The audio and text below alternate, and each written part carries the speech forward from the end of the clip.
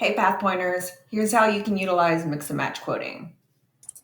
So to begin, the verticals that we're looking at will be lessor's risk, restaurants, and lastly, retail and services. We will just go ahead and go back up to lessor's risk and run through a quick quote. So I went ahead and went through the general information, got this all pre-filled with just some fun fake information.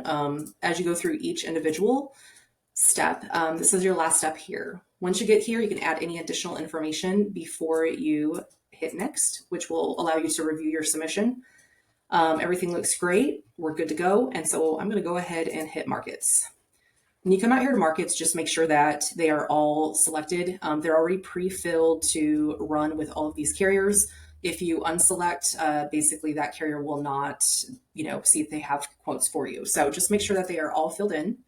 And once you have that, go ahead and hit submit. Now, as it processes here, I already have it pulled up here. So I am going to see what carriers have to offer out here.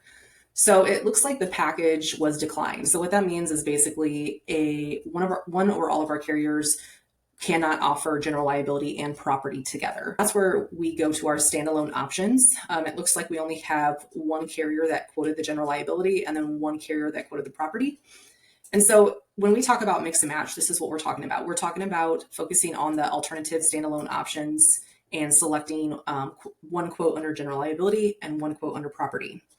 A thing to note is if, for instance, say Nautilus, say they also gave us a property, which is not currently here, but say there is, I would not be able to select a standalone option of Nautilus for general liability and then also property. They would have offered a package for me, so that's what I would have to go with. But since these are two separate carriers, I can go ahead and actually select both of these to move forward. So I will just hit continue.